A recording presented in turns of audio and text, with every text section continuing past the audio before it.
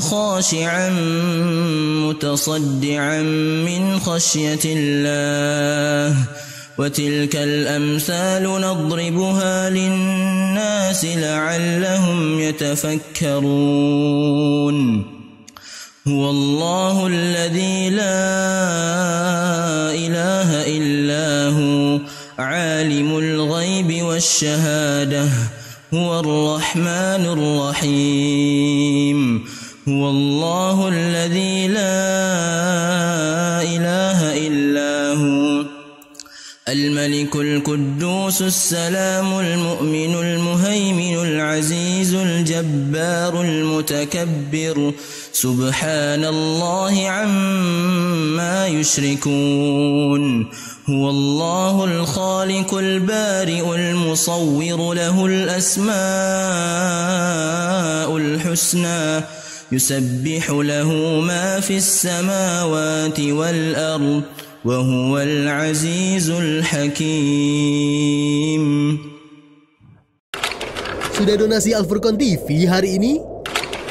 Sudah ribuan video kajian ilmiah yang kami bagikan beserta faedah nasihat dari asatidz kita. Terbayang pahalanya?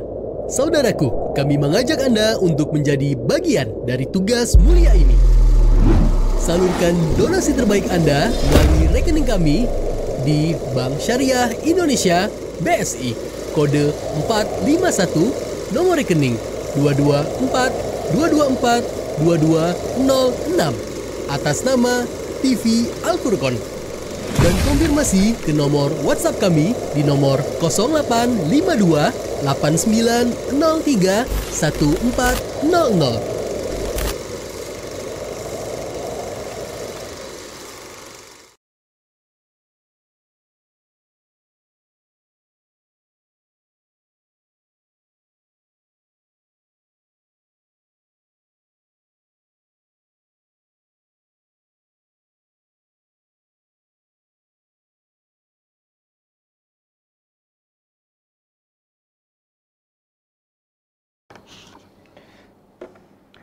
Bismillahirrahmanirrahim. Assalamualaikum warahmatullahi wabarakatuh. Innal hamdalillah nahmaduhu wa nasta'inuhu wa nastaghfiruh wa na'udzu billahi min syururi anfusina wa min sayyiati a'malina. May yahdihillahu fala mudhillalah wa may yudlil fala hadiyalah. Asyhadu an la ilaha illallah wahdahu la syarikalah wa asyhadu anna Muhammadan abduhu wa rasuluhu la nabiyya ba'da. Ya ayyuhalladzina amanu taqullaha haqqa tuqatih wa la tamutunna illa wa antum muslimun. Fa inna astaqal hadithi kitabullah wa khairal hadi hadi Muhammadin sallallahu alaihi wa ala alihi wa sallam.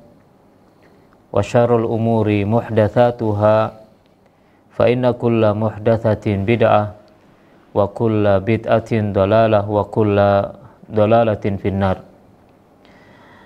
Ayyuhal muslimun wal muslimat, pemirsa Al-Furqan TV dan pendengar radio Suara Al-Furqan yang semoga dirahmati Allah Subhanahu wa taala.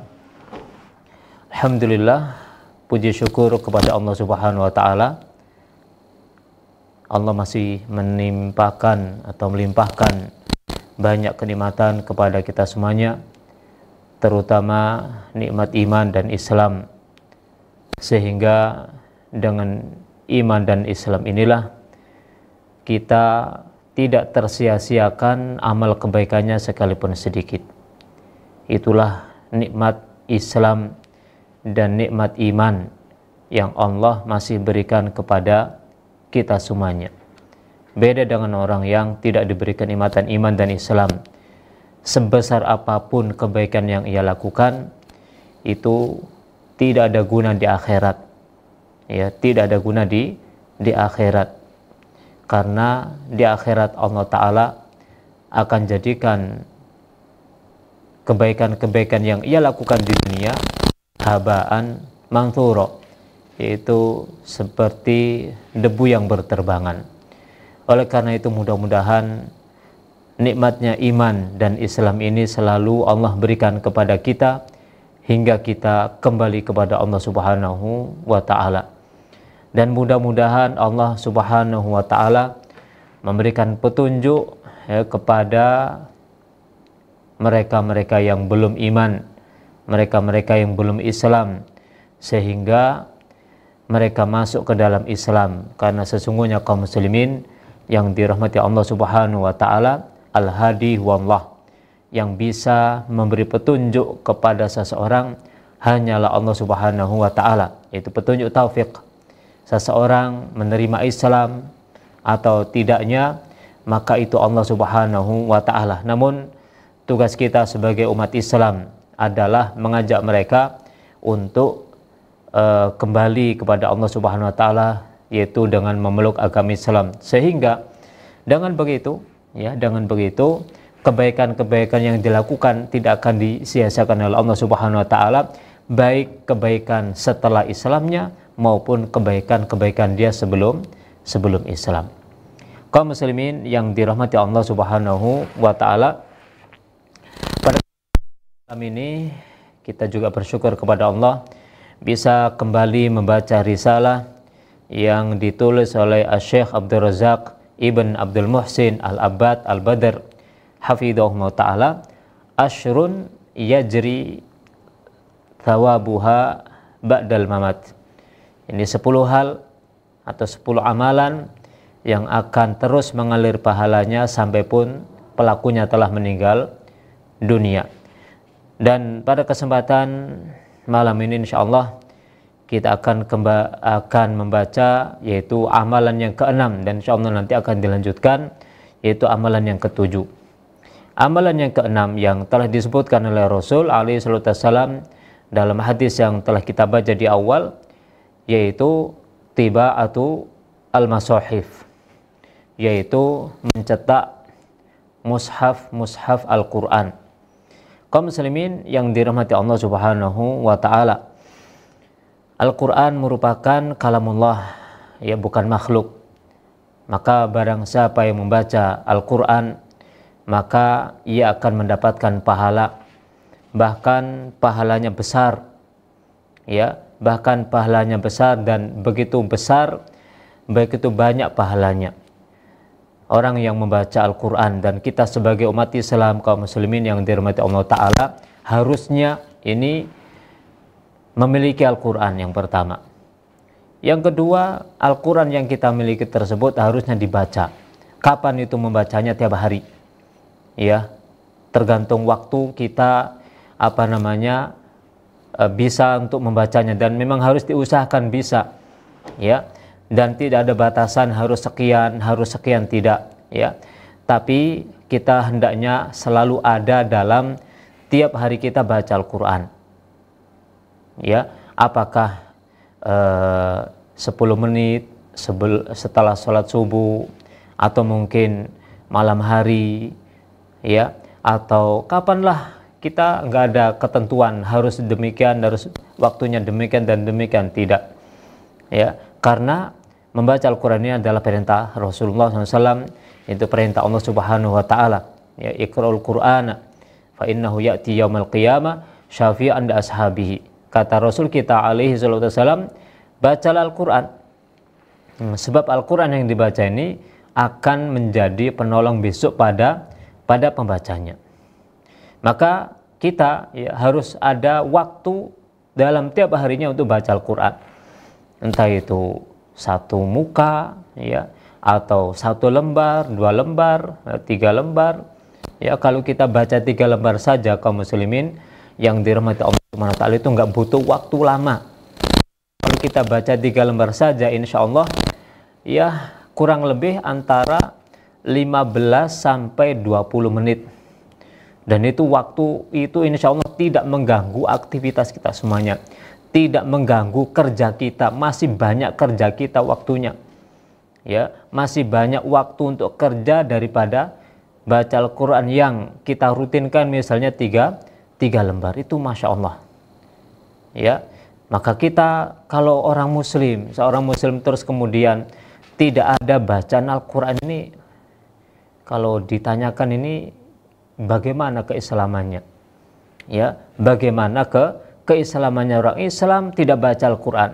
Kalau tidak baca Al-Quran, ya, maka bagaimana bisa menggali hukum-hukum yang terdapat di dalam agamanya? Karena Al-Quran ini merupakan sumber hukum yang paling utama, ya, kemudian ditafsirkan oleh Rasul kita dalam hadis-hadisnya.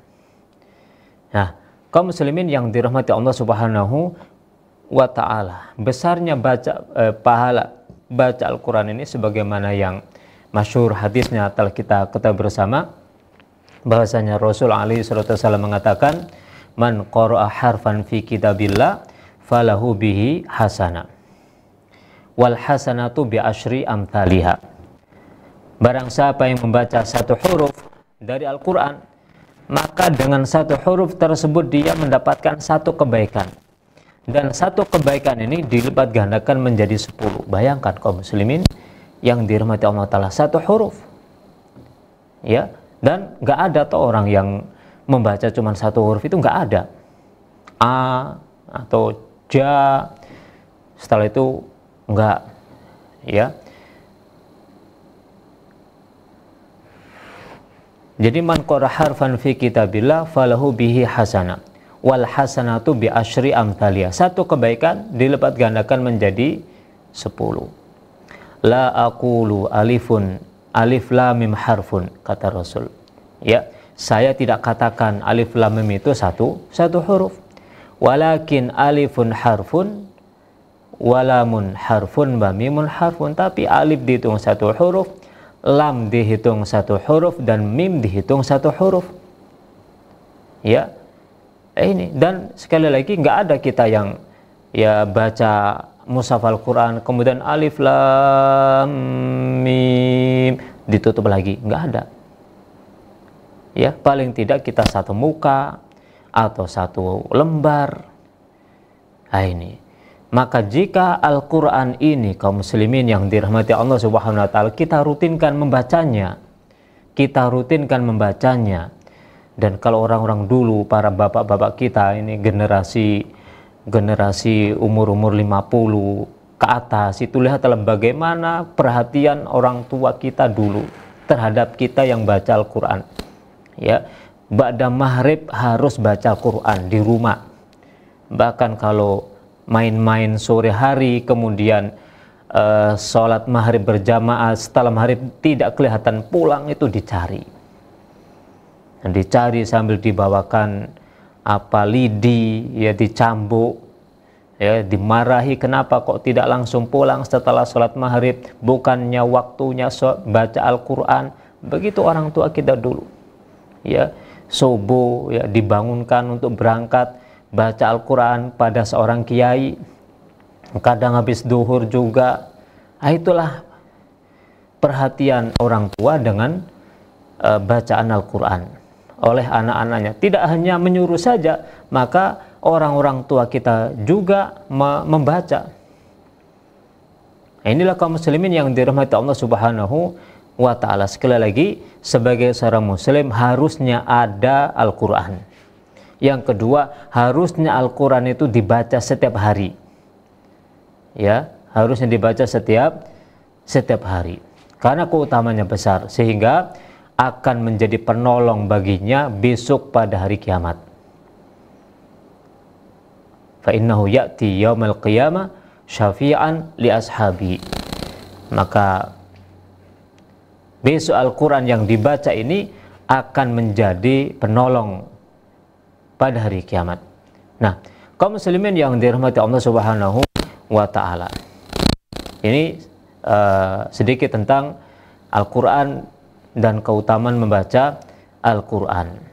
Nah, maka termasuk di antara amalan yang tidak pernah putus pahalanya sampai pun pelakunya meninggal dunia adalah, kata Asy-Syaikh di sini, tibaatul masahif, yaitu mencetak, menggandakan mushaf Al-Quran, yang mana dengan tujuan tentunya Al-Quran ini dibaca oleh orang lain.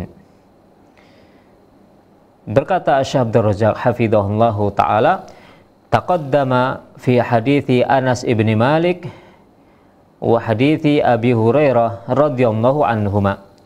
Qaulu Rasulillah sallallahu alaihi wa ala alihi wasallam.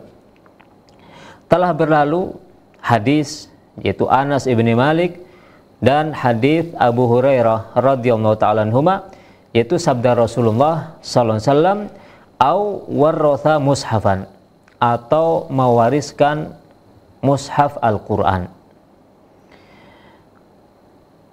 Ini sepenggal hadis di antara yaitu amalan-amalan yang dikatakan oleh Rasul dalam hadis Anas ibni Malik dan hadis Abu Hurairah tentang amalan-amalan yang tidak akan terputus pahalanya sampai pun pelakunya meninggal dunia. Warrotha mushafan, yaitu mewariskan Al-Quran. Wa tawrithul mushafi yashmalu takhlifahu lil warothati min ahlihi.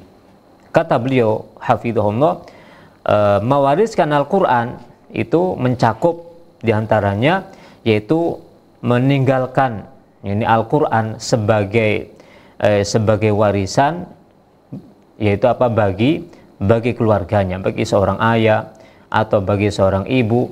Nah, ini yang punya Al-Quran, yang punya mushaf Al-Quran, kemudian Al-Quran itu diberikan ya kepada keluarganya, diberikan kepada keluarga yang ditinggal. Untuk apa? Liyaqra'uhu wa yastami'u bihi, agar Al-Quran tersebut dibaca oleh mereka yang ditinggal, ya, dan mereka bisa mengambil manfaat dengannya, yaitu mengambil manfaat agar mendapatkan pahala setelah membaca Al-Quran.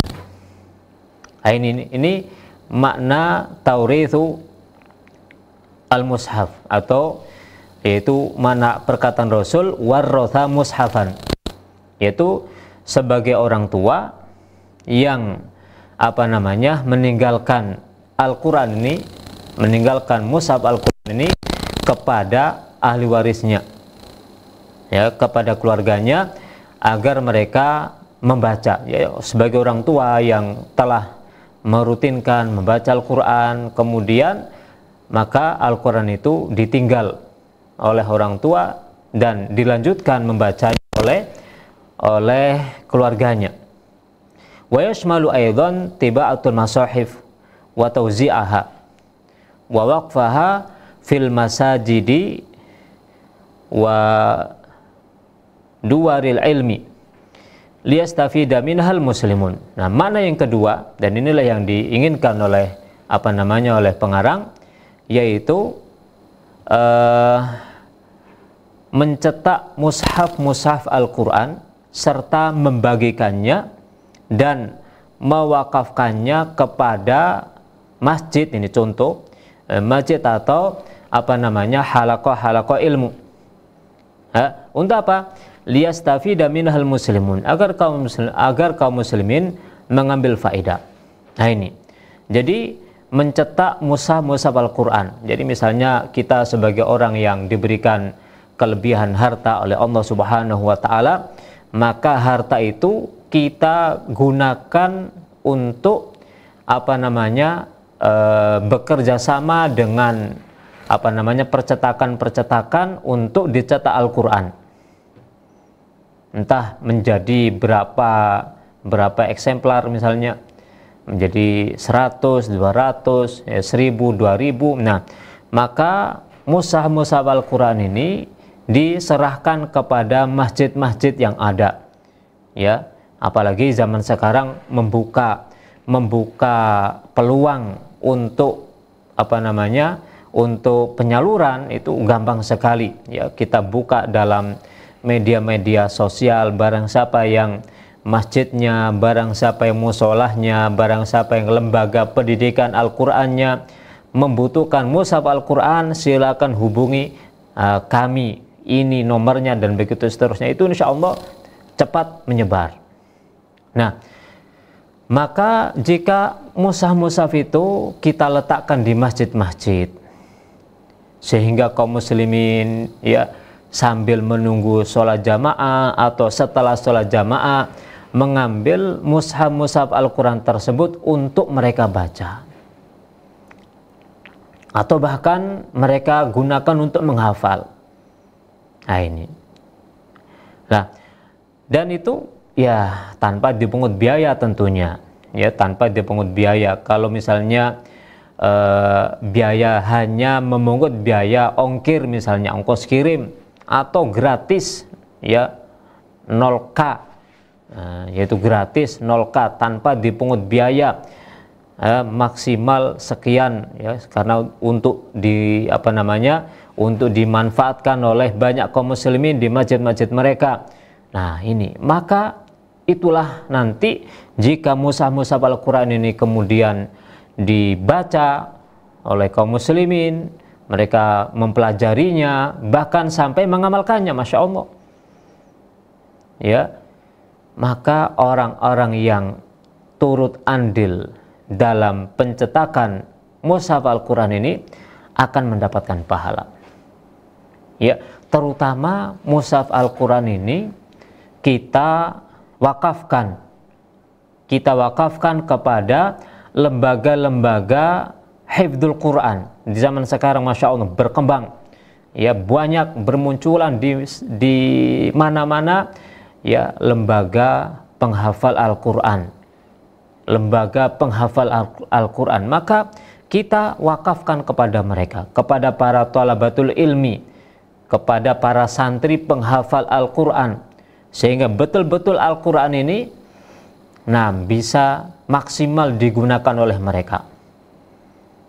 Ini kalau kita yaitu dengan kelebihan harta yang Allah berikan kepada kita, kita bekerja sama dengan percetakan-percetakan yang ada untuk dicetak mushaf Al-Quran. Nah, atau yang lainnya, gambar atau bentuk yang lainnya, misalnya bekerja sama dengan lembaga-lembaga sosial, ya, lembaga-lembaga sosial yang menyalurkan mushaf Al-Quran, dan mereka tidak meminta biaya kecuali biaya kirim saja misalnya. Nah, maka kita kerjasama dengan lembaga sosial tersebut, ya, kami butuh Al-Quran sekian jumlahnya, kemudian kita terima lalu kita salurkan kembali, ya, kita penyalur yang kedua, ya, lembaga sosial tadi penyalur pertama, lalu kita mengambil dari mereka dan kemudian kita salurkan kepada masjid-masjid yang ada, kepada lembaga-lembaga pendidikan Al-Quran yang ada. Nah, maka Masya Allah kaum muslimin yang dirahmati Allah Subhanahu wa Ta'ala, jika Al-Quran ini kemudian dibaca, bahkan dihafal oleh mereka, oleh anak-anak kita, generasi-generasi Qurani yang secara rutin dalam tiap harinya fokus untuk menghafal Al-Quran, maka jika mereka membacanya, setiap kali mereka membacanya, setiap kali mereka melantunkan Al-Quran yang yang kita beri, maka mereka ini akan mendapatkan kebaikan seperti yang dikatakan oleh Rasul tadi. Kita sebagai orang yang ikut andil dalam mencetak Al-Quran, dalam membagikan Al-Quran pun juga akan mendapatkan kebaikannya. Nah ini, kaum muslimin yang dirahmati Allah Subhanahu wa Ta'ala, apa harus banyak? Enggak harus banyak, ya. Kita misalnya datang ke toko buku yang mana di situ juga dijual Al-Quran, ya, kita mampu misalnya memberi 10 paket misalnya, lalu kita berikan kepada masjid, kita berikan kepada pendidikan Al-Quran, maka sama, ya, maka kita akan mendapatkan kebaikan, ya. Jika Al-Quran itu dibaca, maka kita walaupun dalam keadaan tidur, ya, mungkin di belahan daerah yang lain, yang waktunya siang, kemudian di tempat kita tidur, kita sedang tidur, ya, atau ya enggak begitu juga, kita sedang tidur lalu Al-Quran itu dibaca oleh mereka-mereka para pembaca Al-Quran, maka kita dapat kiriman pahala. Ya, kita dapat kebaikan atas Al-Quran yang dibaca. Jika mereka membacanya paling tidak 1 juz dalam setiap hari, berarti 30 hari hatam, 30 hari hatam, 30 hari hatam. Berapa kebaikan yang didapatkan oleh mereka dan berapa kebaikan yang kita dapatkan. Man qara harfan fi kitabillah falahu bihi hasanah wal hasanatu bi asyri amthaliha. 1 huruf dilipatkan 10. Nah, para bapak, para ibu, kalau disuruh untuk menghitung berapa jumlah huruf surat Al-Fatihah, ya kalau nggak pernah menghitung nggak akan bisa. Ya, saya pun kalau ingin tahu pasti ya harus menghitung lagi. Ya, berapa huruf itu? Dan ini para santri penghafal Al-Quran bukan cuman 1 surat Al-Fatihah, bahkan terkadang mereka bukan hanya 1 juz untuk dimurojaah hafalannya, bahkan terkadang sekali duduk, ya, sekali majelis 5 juz. Ini untuk setoran, untuk murojaah. Nah, ini berapa kebaikan yang didapatkan oleh mereka dan berapa kebaikan yang kita dapatkan. Padahal kita berapa sih harga mushaf Al-Quran itu? Ya, berapa harganya? Anggap saja yang biasa, yang standar, yang distandarkan di negeri kita, misalnya anggap saja berapa, 50.000. Kita cuman punya uang 500.000. Nah, kita belikanlah ini, bismillah, saya belikan mushaf Al-Quran, kemudian saya wakafkan kepada majelis-majelis penghafal Al-Quran. Dan 10 mushaf tersebut dibaca oleh mereka setiap harinya. Masing-masing mereka minimalnya 1 juz. Ada yang 1, ada yang 2, ada yang 3, bahkan ada yang 5, bahkan ada yang 10 juz dalam sekali duduk misalnya.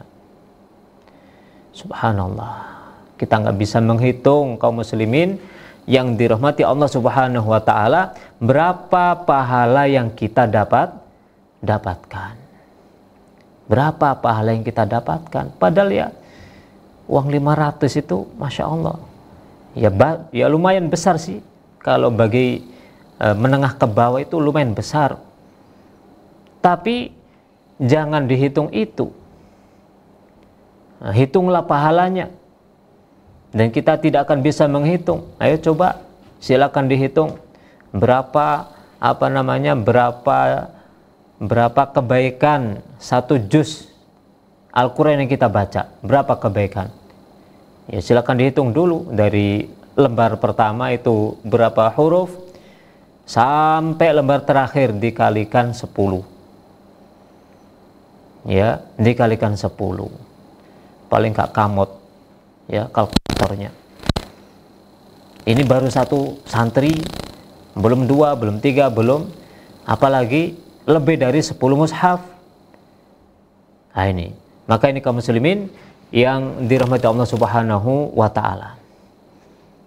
Ya, padahal kita sendiri ya berat kalau ingin membaca Al-Quran 1 juz itu berat. Kecuali bulan Ramadan. Nah, bulan Ramadan itu Masya Allah, kaum muslimin di mana-mana termotivasi untuk baca Al-Quran. Sampai tadarus Al-Quran di masjid dan musola itu Masya Allah menggema suara bacaan Al-Quran melalui speaker-speaker yang ada. Nah, setelah itu plus nggak ada apa-apa. Nah, nggak ada apa-apa. Ya kita husnudzon, mudah-mudahan mereka membaca di rumah masing-masing. Ya kalaulah tidak seperti yang dilakukan pada bulan Ramadan, minimalnya ada dibaca Al-Quran secara rutin. Ini kita ini orang Islam. Ya, kaum muslimin yang dirahmati Allah Subhanahu wa taala. Liyastafida minhal muslimun, agar kaum muslimin mengambil faedah dari mushaf Al-Quran yang kita serahkan kepada mereka setelah kita cetak atau setelah kita beli. Fakullu man yaqra'u ayatan min hadhil masahif aw yatadabbaruha aw ya'malu bima fiha minal hidayat fa innal ajral azima sayarji'u liman warratha hadzal mushaf. Ya, kata Syekh Hafizahullah, maka semua orang yang membaca satu ayat saja dari mushaf ini, ya kenapa kok satu ayat? Ya nggak mungkin toh orang baca satu kalimat.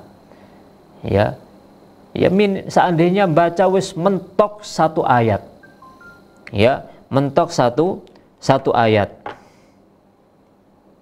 maka apa? Setiap Al-Quran dibaca, ya satu ayat saja, dibaca satu ayat saja, atau mentadaburinya, bukan hanya sekedar dibaca, ditadaburinya, dicari artinya, kemudian difahami, apalagi ditingkatkan dengan membaca tafsirnya, maka kemudian mengamalkannya, ya mengamalkannya, ini kan begitu konsekuensinya. Ya, setelah dibaca, kemudian difahami, kemudian dipelajari, setelah itu diamalkan.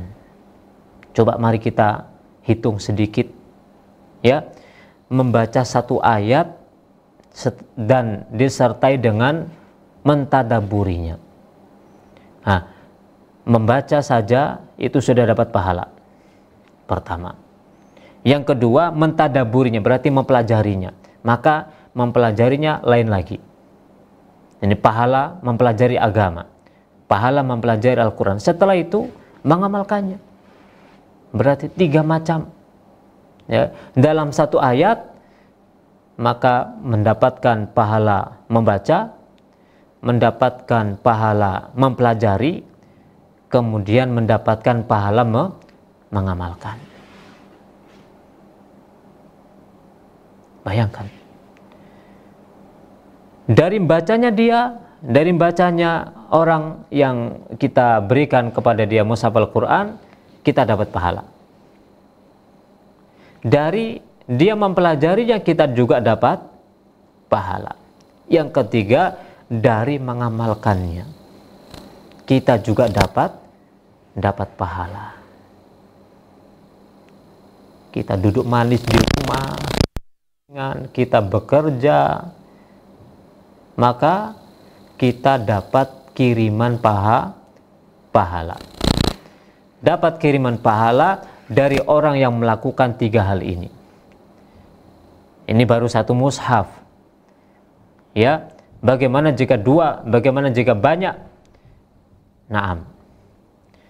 Mengamalkannya, misalnya dia dengan membaca Al-Quran, kemudian dengan mempelajarinya, tahu bagaimana harus birrul walidain. Ya, harus birrul walidain. Kenapa? Karena yang dibaca tentang berbuat baik kepada orang tua.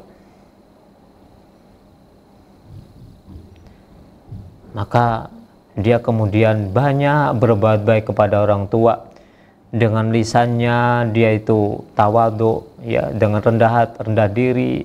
Dengan perbuatan juga demikian, dia tidak lagi berkata kasar, selalu mendoakan orang tua. Nah, ini wujud dari mempelajari Al-Quran, diamalkan. Dengan berbuat baik kepada orang tua, dia dapat pahala, dapat. Kita dapat. Nah, dia membaca Al-Quran, kemudian mempelajarinya, dan di situ ada anjuran untuk sedekah, ada anjuran untuk infak. Maka dengan infak dan sedekah yang dia lakukan, sebab dia mempelajari Al-Quran dan membacanya dari mushaf Al-Quran yang kita wakafkan kepadanya, maka kita juga mendapatkan pahala sedekah yang dia lakukan. Nah ini, fa innal ajrul azima sayarji'u liman warratha hadzal mushaf. Maka pahala yang agung akan kembali kepada orang yang mewariskan mushaf Al-Quran ini. Ini kaum muslimin yang dirahmati Allah Subhanahu wa ta'ala. Jadi kesimpulannya, termasuk di antara pahala yang terus mengalir kepada kita semuanya adalah pahala meninggalkan Al-Quran kepada seseorang. Ini kalau keluarga berarti kepada keluarganya, atau kita mencetak Al-Quran, mencetak mushaf Al-Quran, kemudian kita sebar, kita berikan kepada masjid-masjid, musola-musola, atau kepada lembaga-lembaga pendidikan Al-Quran, atau yang ketiga kita beli, ya, kita mendatangkan mushaf Al-Quran bekerja sama dengan lembaga-lembaga sosial, kemudian kita salurkan. Atau yang keempat, kita membeli, ya, membeli nyicil 1, 2 sampai kemudian kita kasihkan kepada mereka-mereka para penghafal Al-Quran atau kepada kaum muslimin secara umum, sehingga Al-Quran itu dibaca dan dipelajari, maka kita sekali lagi mendapatkan kebaikannya sampai kita kembali kepada Allah Subhanahu wa ta'ala. Bahkan dalam alam barzakh pun, ya, sampai hari kiamat kita mendapatkan kiriman pahalanya. Nah, ini kaum muslimin yang dirahmati Allah Subhanahu wa ta'ala, amalan yang keenam yang akan terus mengalir pahalanya walaupun kita telah meninggal dunia. Baik, kemudian kita lanjutkan yang lainnya, yaitu amalan yang ketujuh. Amalan yang ketujuh yang akan terus mengalir pahalanya sampai pun kita telah meninggal dunia. Al-amalu sabi'u tarbiyatul abna'i ala sholah. Ini orang tua khususnya, para pendidik umumnya, yaitu apa? Mendidik anak untuk atau agar menjadi anak soleh. Nah ini, mendidik anak agar menjadi anak soleh, entah itu anaknya sendiri atau anaknya orang lain. Dia sebagai pendidik, bukan sebagai pengajar, bukan saja sebagai pengajar, tapi sebagai pendidik. Kalau pengajar itu kan cuman nyampaikan, ya, nyampaikan ini, nyampaikan itu, selesai menyampaikan, sudah dapat pahala, dapat pahala.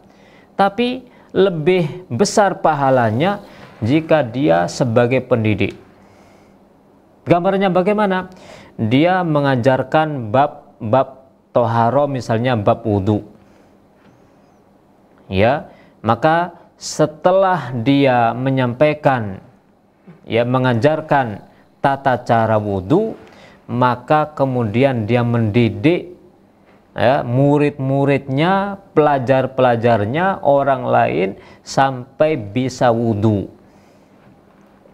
Ini baru mendidik namanya. Kemudian ya setiap hari dipantau bagaimana wudunya. Nah, inilah pendidik. Maka tatkala anak-anak tersebut menjadi anak-anak yang saleh, maka beruntunglah wahai para pendidik, ya, beruntunglah wahai para pendidik, karena Allah Subhanahu wa taala menjadikan kesolehan mereka sehingga mereka menjadi anak-anak yang beramal soleh, maka kita mendapatkan kiriman pahalanya. Wa hadzal amalu, kata Syekh Hafizahullah, wa hadzal amalu qad warada dzikruhu fi jami'i ahaditsil bab al-mutaqaddimah. Maka amalan ini telah datang penjelasannya di banyak hadis, yaitu yang terdapat pada bab yang telah lalu, yaitu halaman 6 halaman 7. Wa yadullu hadza ala ahamiyatihil baligha. Ini menunjukkan pentingnya masalah mendidik anak ini, dan ini merupakan hal yang utama, hal yang utama. Yadullu hadza ala ahamiyatihil baligha. Ini menunjukkan pentingnya yang sangat. Fa inna tarbiyatal abna'i wa husna ta'dibihim wal hirsa ala tansyiatihim ala taqwa wassalah yu'addu min ahammil wajibatil lati yanbaghi 'alal muslim an yar'aha.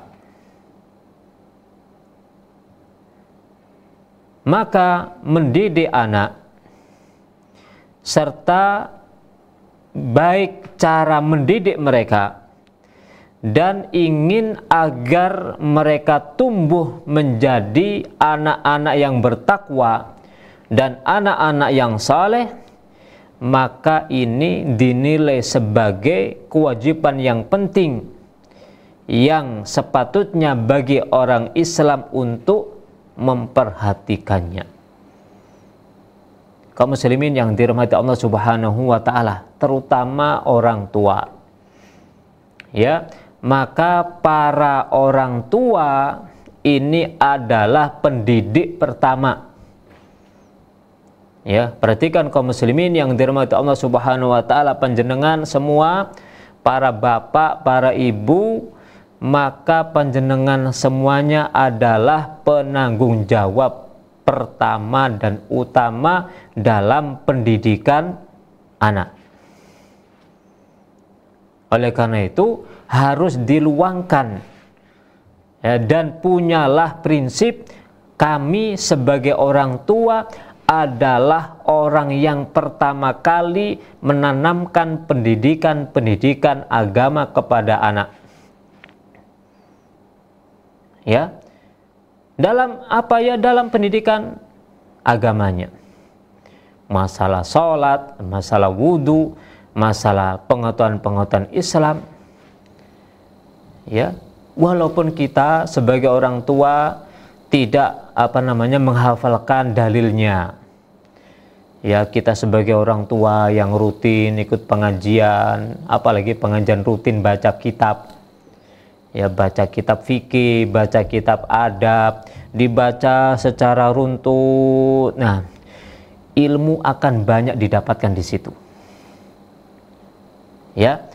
Ilmu akan banyak didapatkan di situ. Pak Ustadz kapan lalu menjelaskan tentang ini, Pak Ustadz menjelaskan ini, Pak Kiai menjelaskan ini. Nah, itu adalah bekal yang bisa kita gunakan untuk mendidik anak-anak kita. Kaum muslimin yang dirahmati Allah Subhanahu wa taala, apalagi anak-anak kita itu yang masih kecil, yang masih umur-umur TK, masih umur-umur SD, kan nggak perlu dibacakan hadis kepada mereka.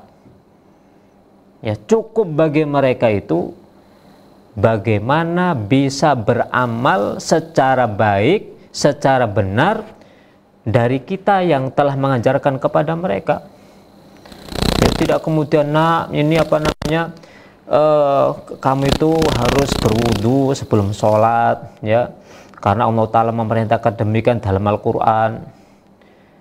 Ya ayyuhalladzina amanu idza qumtum ilas sholati faghsilu wujuhakum sampai akhir ayat. Dibacakan pula hadis Utsman ibn Affan tentang tata cara wudu. Enggak harus begitu. Ini level anak-anak umur TK, umur SD.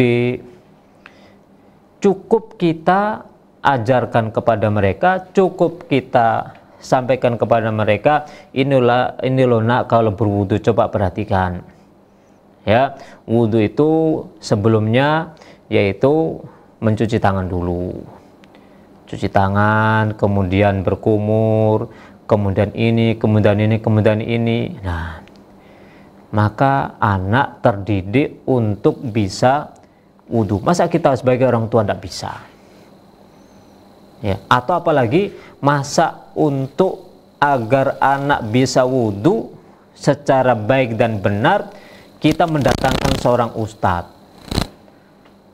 Ya, nah nanti kalau setiap amalan, setiap amal soleh yang harus disampaikan kepada anak harus mendatangkan ustadz, harus mendatangkan seorang kiai, ya belum tentu mereka bisa waktunya. Maka kita sebagai orang tua yang menimba ilmu, mengikuti pengajian sana, pengajian sini, maka sampaikan kepada anak. Ya, sehingga apa? Anak-anak ini menjadi anak-anak yang baik. Anak-anak ini menjadi anak-anak yang saleh. Nah, dan kesolihan mereka kaum muslimin yang dirahmati Allah Subhanahu wa taala akan menjadikan mereka melakukan kebaikan terus. Namanya juga soleh, ya bukan soleh namanya, tapi soleh kepribadiannya, soleh amalannya, sehingga mereka itu bangun tidur ini, ya kita misalnya mengikuti pengajian tentang adab-adab tidur, ya akan mulai dari bangun tidur, adab-adab tidur, maka yang dilakukan itu bagaimana duduk sebentar, kemudian membaca doa, ya tidak langsung bangkit menuju ke kamar mandi, tapi sebentar duduk, kemudian baca doa alhamdulillahilladzi ahyana ba'dama amatana wa ilaihin nusyur. Nah, setelah itu berwudu, setelah itu sholat, yaitu sholat malam atau sholat witir. Nah, kita bimbing anak-anak kita semacam itu, karena ilmu itu yang kita dapatkan. Nah, anak inilah kemudian menjadi terbiasa dengan itu. Ini kalau kita sebagai orang tua. Kalau sebagai para pengajar, sebagai para pendidik, ya sama. Hanya saja waktu terbatas. Kalau orang tua itu kan 24 jam bersama anak. Ya, dan itu kaum muslimin yang dirahmati Allah Ta'ala, sekali lagi tanggung jawab kita, terutama para bapak, ya, terutama para bapak, para ayah, para abi, para aba. Nah, maka menjadi tanggung jawab panjenengan sedoyo untuk menjadikan anak-anaknya sebagai anak-anak yang soleh, yang solihah. Ya, jangan kerja saja. Memang kerja untuk cari nafkah itu kewajiban yaitu terhadap mereka yang kita tanggung. Tapi ada kewajiban yang lebih utama selain itu, yaitu mendidik mereka, membina mereka agar mereka menjadi anak-anak yang soleh, agar mereka menjadi anak-anak yang solihah. Ya, kata Rasul kita alaihi salatu wassalam, kullukum ra'in wa mas'ulun an ra'iyatihi. Ya, masing-masing kalian itu adalah pemimpin dan akan dimintai pertanggungjawaban atas kepemimpinannya. Sebagai ayah, maka menjadi pemimpin atas keluarganya, menjadi pemimpin atas istrinya, menjadi pemimpin atas anaknya, dan bertanggung jawab untuk menjadikan mereka keturunan-keturunan yang soleh dan solihah. Nah, dan itu nanti akan ditanya oleh Allah Subhanahu wa Ta'ala. Akan ditanya oleh Allah Subhanahu wa taala, kamu dikaruniai istri, kamu kemudian dari istri tersebut dikaruniai anak-anaknya sekian-sekian, maka apa tanggung jawabmu sebagai orang tua? Apa tanggung jawabmu sebagai suami? Kamu, kenapa anakmu kok sampai melakukan perbuatan ini dan itu yang dilarang oleh Allah? Itu semuanya nanti akan diminta pertanggungjawaban oleh Allah Subhanahu wa ta'ala. Makanya berat kaum muslimin sebagai orang tua ini, ya, memimpin keluarga itu sudah berat. Agar apa? Ditargetkan kita itu agar menjadikan mereka sebagai anak-anak yang saleh dan solihah.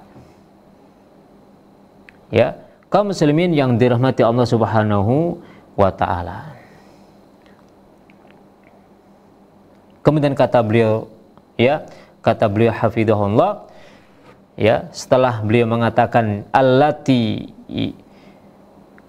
yanbaghi 'alal muslim an yar'aha, yang sepatutnya bagi kaum muslimin untuk memeliharanya, wahiyya min jumlatil amanatil azimah allati amarallahu azza wa jalla bihifdhiha. Ya, dan ia termasuk di antara sejumlah amanah yang agung yang Allah perintahkan untuk memeliharanya. Wahai para ayah, ya, terutama wahai para ayah, camkan betul firman Allah Subhanahu wa ta'ala, ya ayyuhalladzina amanu qu anfusakum wa ahlikum naro. Nah, ini wahai orang-orang yang beriman, jagalah dirimu dan jagalah keluargamu dari api neraka. Nah ini, ya, tugas para bapak, tugas para ayah, tugas para abi, para aba adalah menyelamatkan dirinya dari api neraka.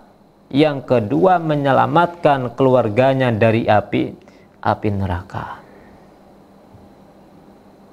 Nah ini, bagaimana caranya mendidik diri ini menjadi orang saleh, mendidik keluarga, istri dan anak menjadi keluarga yang soleh dan solihah.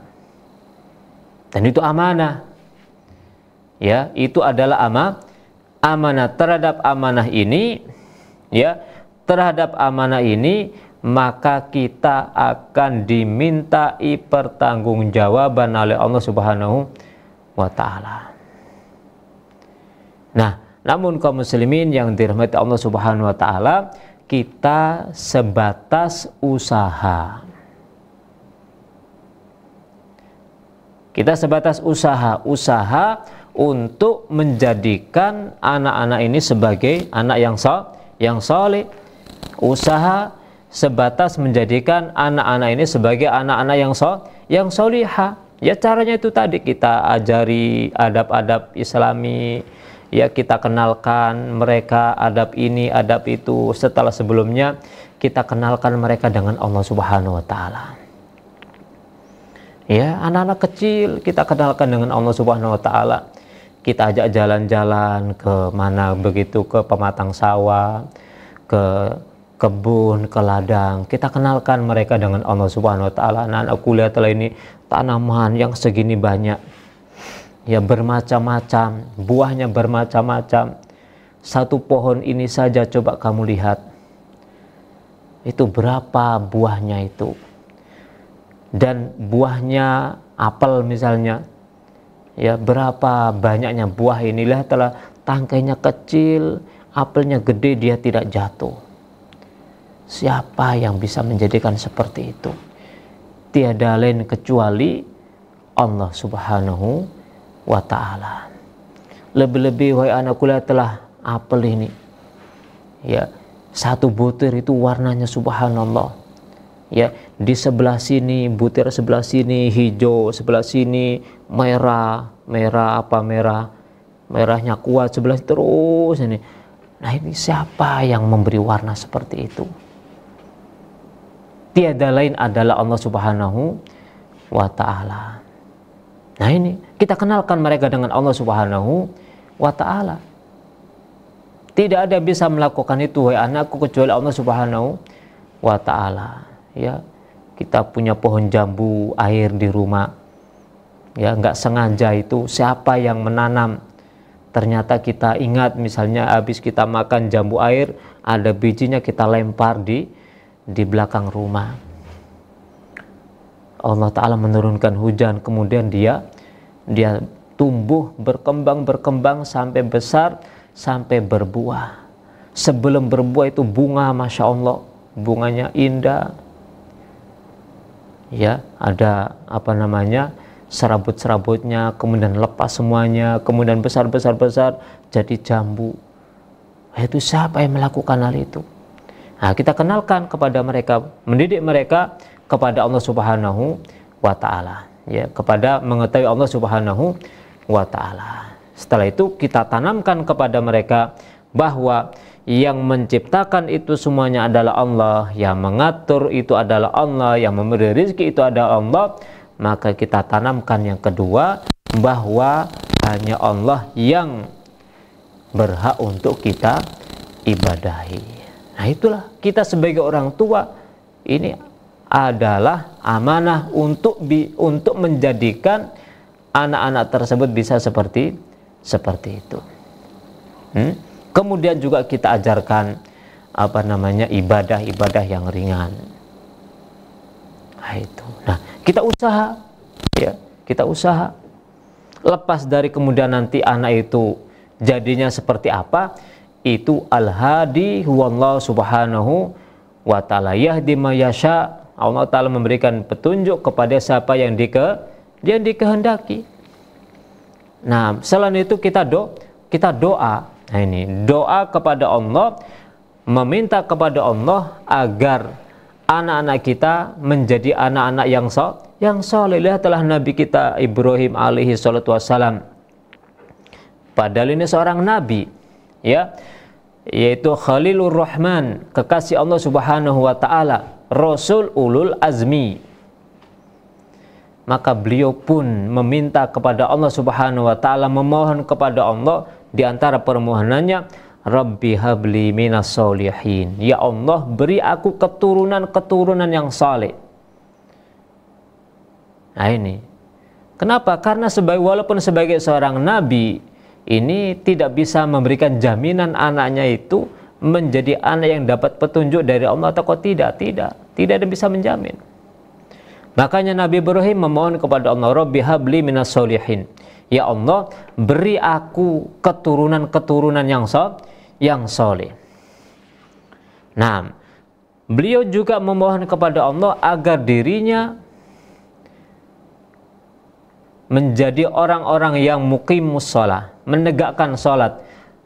Rabbij'alni muqimas shalah wa min dzurriyyati. Ya Allah, jadikan diriku termasuk di antara jadikan diriku ini orang yang menegakkan salat, ya, melaksanakan kewajiban-kewajibannya, melaksanakan sunnah-sunnahnya, wa min dzurriyyati, juga keturunanku.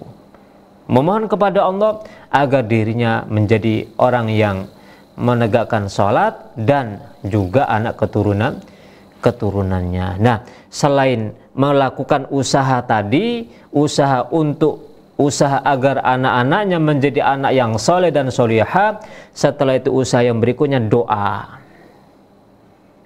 Nah, setelah itu serahkan kepada Allah Subhanahu wa ta'ala. Ya, kaum muslimin yang dirahmati Allah Subhanahu wa ta'ala, ya, kama qala fi wasfil mu'minin, sebagaimana Allah Subhanahu wa ta'ala berfirman mensifati orang beriman, walladzina hum li amanatihim wa ahdihim ra'un, dan mereka orang-orang beriman ini adalah orang-orang yang senantiasa memelihara, yaitu amanah-amanah mereka dan janji mereka kepada Allah Subhanahu wa ta'ala. Kaum muslimin yang dirahmati Allah, ini dulu yang bisa kita sampaikan.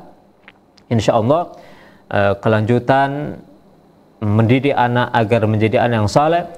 Ini kita lanjutkan di kesempatan yang lain biidnillahi tabaraka wa ta'ala. Mudah-mudahan Allah Ta'ala memberikan taufik dan memberikan hidayah kepada kita semuanya, sehingga kita diberikan kemudahan oleh Allah Ta'ala untuk beramal saleh dan menjadikan anak keturunan kita sebagai anak yang saleh dan solihah, yang bertemu di dunia dalam keadaan beriman dan beramal saleh, dan berkumpul di akhirat menjadi, yaitu kumpul orang-orang yang beriman kepada Allah Subhanahu wa ta'ala. Wa sallallahu ala nabiyyina Muhammadin wa ala alihi wa sahbihi wa sallam. Walhamdulillahirabbil alamin.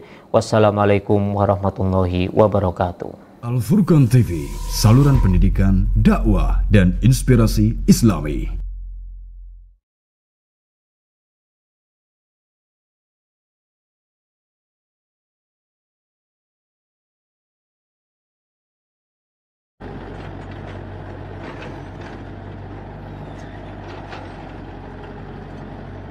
Bismillahirrahmanirrahim. Program paving halaman Masjid Jami Al-Furqan saat ini progres untuk paving adalah pengurukan atau pemerataan uruk seluruh halaman masjid yang akan dipaving. Alhamdulillah pada saat ini tahap kedua untuk perolehan donasi paving halaman Masjid Jami sebesar Rp87.900.000. Kami mengajak wadah kaum muslimin untuk menyisihkan harta terbaik antum semuanya untuk program paving halaman Masjid Jami Al-Furqan. Kami sampaikan jazakumullah khairan wa barakallahu fikum pada kaum muslimin yang sudah menyisihkan harta terbaik antum, semoga menjadi pemberat timbangan di akhirat kelak. Amin amin ya rabbal alamin. Assalamualaikum warahmatullahi wabarakatuh. Al-Furqan TV, saluran pendidikan, dakwah dan inspirasi Islami. Bismillahirrahmanirrahim. Assalamualaikum warahmatullahi wabarakatuh. Alhamdulillahirabbil alamin, wassalatu wassalamu ala asyrafil anbiya'i wal mursalin nabiyina Muhammadin wa ala alihi wa sahbihi ajma'in, amma ba'd. Kaum muslimin dan muslimat dimanapun Anda berada, alhamdulillah bagian pembangunan Ma'had Al-Furqan Al-Islami baru saja menyelesaikan proyek pemasangan paving untuk halaman Masjid Jami Al-Furqan. Salah satu fungsi dari paving ini insya Allah adalah untuk tempat salat Idul Fitri dan Idul Adha. Untuk tahap yang pertama sudah terpasang kira-kira 2 soft ya. Dan insya Allah untuk tahap yang kedua akan kita lanjutkan dengan 4 soft lagi sehingga menjadi 6 soft. Ini adalah proyek kaum muslimin bersama yang manfaatnya hasilnya akan dinikmati oleh kaum muslimin secara umum. Dan bisa jadi ada termasuk santri-santri Al-Furqan, putra-putri Anda juga.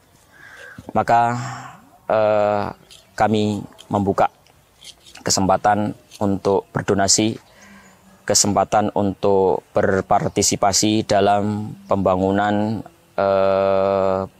pemasangan paving Masjid Jami Al-Furqan ini.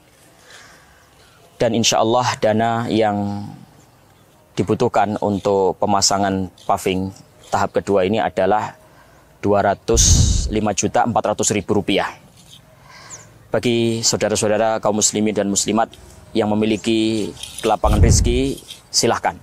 Kita membuka kesempatan untuk Anda semuanya untuk berta'awun dalam kebaikan ini. Barangkali ada di antara Anda yang ingin berbuat bakti kepada bapak dan ibunya. Alhamdulillah, berbuat bakti kepada bapak dan ibu tidak terbatas ketika bapak dan ibu itu di dunia saja. Ketika mereka sudah meninggal dunia, anak masih tetap bisa berbakti kepada kedua orang tua. Di antaranya adalah dengan cara anak itu bersedekah atas nama kedua orang tuanya. Sebagaimana disebutkan di dalam sebuah hadis riwayat Bukhari, sahabat datang kepada Rasulullah SAW dan bertanya, "Ya Rasulullah, ibuku sudah meninggal dan belum sempat berwasiat, dan seandainya sempat berwasiat tentu dia akan bersedekah.